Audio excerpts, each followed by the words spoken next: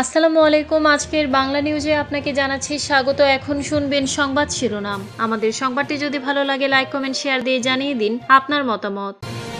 তারেক রহমানকে স্বাগত জানাতে বগুড়ার লক্ষাধিক নেতাকর্মী ঢাকায়। দলবাজি ও গ্রুপিং পরিহার করে দেশ গড়ার আহ্বান ধর্ম উপদেষ্টার। এই উৎসবের পেছনে আছে জনগণের দীর্ঘ প্রতীক্ষা, জানিয়েছেন আমির খসরু। নির্বাচন ও গণভোটের প্রচার কার্যক্রমের মুখ্য সমন্বয়কের দায়িত্বে আলী রিয়াজ। নির্বাচনী আচরণ বিধি প্রতিপালন ও প্রচারে সবার জন্য সমান সুযোগ চাই জামায়াত। তারেক রহমানকে স্বাগত জানাতে বগুড়ার লক্ষাধিক নেতাকর্মী ঢাকায়।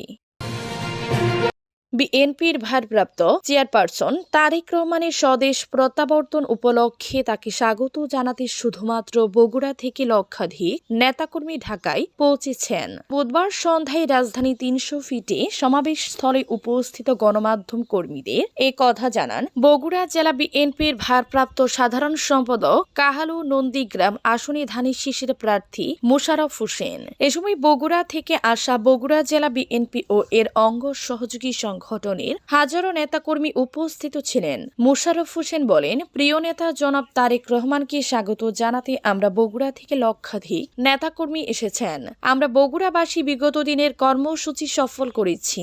উল্লেখ্য, দীর্ঘ ১৭ বছরে নির্বাসিত জীবন শেষে বৃহস্পতিবার দেশে ফিরেছেন বিএনপির ভারপ্রাপ্ত চেয়ারম্যান তারেক রহমান। তার স্বদেশ প্রত্যাবর্তনকে ঐতিহাসিক ও স্মরণীয় করে রাখতে এবং সংবর্ধনা দিতে রাজধানী ৩০০ ফিট পূর্বাচল এলাকায় তৈরি করা হয়েছে এক সুবিশাল মঞ্চ। তারেক রহমানের আগমন উপলক্ষে রাজধানীসহ তৃণমূল পর্যায়ের নেতাকর্মীদের মাঝে উৎসবের আমেজ বিরাজ করছে। চাঁদাবাজি ও গ্রুপিং পরিহার করে দেশ গড়ার আহ্বান ধর্ম উপদেষ্টার। সাম্প্রদায়িক সম্প্রীতি ও শান্তিপূর্ণ সহাবস্থান উন্নয়ন ও টেকসই সমাজ প্রতিষ্ঠার জন্য অপরিহার্য বলে মন্তব্য করেছেন ধর্ম উপদেষ্টা ডক্টর আফম খালিদ হোসেন। তিনি বলেন, আমাদের প্রত্যেকেরই বিশেষ দলের প্রতি টান থাকতে পারে, কিন্তু দায়িত্ব গ্রহণের সময় অবশ্যই নিরপেক্ষতা, পেশাদারিত্ব ও সততা বজায় রাখতে হবে। দেশকে উন্নত করতে হলে চাঁদাবাজি ও গ্রুপিংয়ের মানসিকতা পরিহার করতে হবে। বুধবার বিকেলে রাজধানী নীলক্ষেত্রে জাতীয় পরিকল্পনা ও উন্নয়ন একাডেমি NAPDর অডিটোরিয়ামে প্রজেক্ট ম্যানেজার ও এক্সিকিউটিভদের জন্য আয়োজিত বিশেষ প্রশিক্ষণের সমাপনী অনুষ্ঠানে প্রধান অতিথির বক্তব্যে তিনি এ মন্তব্য করেন। প্রশিক্ষণটি হিন্দু ধর্মীয় কল্যাণ ট্রাস্ট কর্তৃক বাস্তবায়িত মন্দির ভিত্তিক শিশু ও গণশিক্ষা প্রকল্পের আওতায় আয়োজন করা হয়। এই উৎসবের পেছনে আছে জনগণের দীর্ঘ প্রতীক্ষা, জানিয়েছেন আমির খসরু। বিএনপির স্থায়ী কমিটির সদস্য আমির খসরু মাহমুদ চৌধুরী বলেছেন, তারেক রহমানের আগমন শুধু একজন নেতার আগমন নয়, এটি বহু প্রতীক্ষিত নেতার আগমন। তার আগমন ঘিরে এ উৎসব সামরিক হলেও এর পিছনে রয়েছে জনগণের প্রত্যাশা, আকাঙ্ক্ষা ও দীর্ঘ প্রতীক্ষা। বুধবার বিকেলে বাংলা একাডেমিতে বিএনপির ভারপ্রাপ্ত চেয়ারম্যান তারেক রহমানকে নিয়ে আমি আগন্তুক নয় বইয়ের মোড়ক উন্মোচনী অনুষ্ঠানে এসব বলেন তিনি। আমির খসরু বলেন, নতুন প্রজন্মের ধৈর্য কম, যা বাংলাদেশের জন্য চ্যালেঞ্জিং। বাস্তবায়ন তারেক রহমান একা করতে পারবেন না, প্রত্যাশা পূরণে সবাইকে এগিয়ে আসতে হবে। তিনি বলেন, প্রত্যেক জাতি ধর্ম নির্বিশেষে সকলের সংস্কৃতি, ইতিহাস ও ভাষাকে মূল্যায়ন করতে হবে। তিনি বলেন, প্রত্যেক জাতি ধর্ম নির্বিশেষে সকলের সংস্কৃতি, ইতিহাস ও ভাষাকে মূল্যায়ন করতে হবে। গণমাধ্যমের স্বাধীনতা নিশ্চিত করতে হবে। সহনশীল হওয়ার আহ্বান জানান এই বিএনপি নেতা। আমির খসরু আরো বলেন, প্রত্যেকটি এলাকায় কল সেন্টারে ব্যবস্থা করা হবে, যেখানে নারীরা বেশি অংশগ্রহণ করবেন। নির্বাচন ও গণভোটের প্রচার কার্যক্রমের মুখ্য সমন্বয়কের দায়িত্বে আলী রিয়াজ। আসন্ন ত্রয়োদশ জাতীয় সংসদ নির্বাচন ও গণভোট বিষয়ে জনসচেতনতামূলক প্রচার কার্যক্রমের মুখ্য সমন্বয়ক হিসেবে দায়িত্ব পালন করবেন প্রধান উপদেষ্টার বিশেষ সহকারী অধ্যাপক আলী রিয়াজ। বুধবার প্রধান উপদেষ্টার কার্যালয় থেকে এ সংক্রান্ত একটি নির্দেশনা জারি করা হয়েছে। এতে বলা হয়, ত্রয়োদশ জাতীয় সংসদ নির্বাচন নির্বাচন ও গণভোট সংক্রান্ত জনসচেতনতামূলক প্রচার কার্যক্রমের মুখ্য সমন্বয়ক হিসেবে দায়িত্ব পালন করবেন প্রধান উপদেষ্টার বিশেষ সহকারী অধ্যাপক আলী রিয়াজ।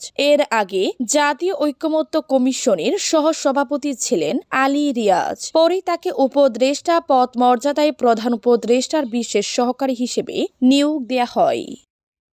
নির্বাচনী আচরণবিধি প্রতিপালক ও প্রচারে সবার জন্য সমান সুযোগ চাই জামায়াত। ত্রয়োদশ জাতীয় সংসদ নির্বাচনে রাজনৈতিক দল ও প্রার্থীর আচরণবিধি প্রতিপালক ও প্রচারণায় সবার জন্য সমান সুযোগ নিশ্চিত করার দাবি জানিয়েছেন জামায়াতে ইসলামী। বুধবার বিকেলে দলটির একটি প্রধান নির্বাচন কমিশনের সিইসির সঙ্গে বৈঠক করে এ দাবি জানায়। বৈঠক শেষে জামায়াতে ইসলামের সহকারী সেক্রেটারি জেনারেল এহসানুল মাহবুব জুবায়ের সাংবাদিকদের বলেন, তাদের আলোচনার মূল বিষয় ছিল নির্বাচনী আচরণবিধি। জামায়াতে ইসলামের সম্ভাব্য প্রার্থীরা তফসিল ঘোষণার 48 ঘণ্টার মধ্যে সারা দেশে তাদের পোস্টার ব্যানার সরিয়ে নিয়েছেন, কিন্তু অনেক জায়গায় আচরণবিধির ব্যত্যয় হচ্ছে।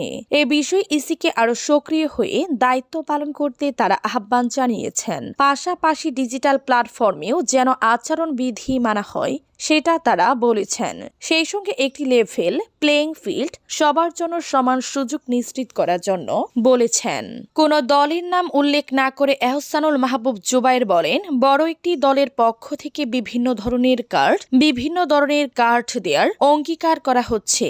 এটা আচরণ বিধির সুস্পষ্ট খেলাপ। তারা এ বিষয়ে ইসিকে পদক্ষেপ নিতে বলেছেন। শীর্ষ নেতাদের নিরাপত্তা প্রসঙ্গে এহসানুল মাহবুব জুবায়ের বলেন, শীর্ষ নেতারা ব্যাপক সফর করেছেন, বিভিন্ন জায়গায় তাদেরকে যেতে হবে। তারেক রহমানকে স্বাগত জানাতে ঢাকায় যাওয়ার পথে ভোলায় ছাত্রদল নেতাকে কুপিয়ে হত্যা।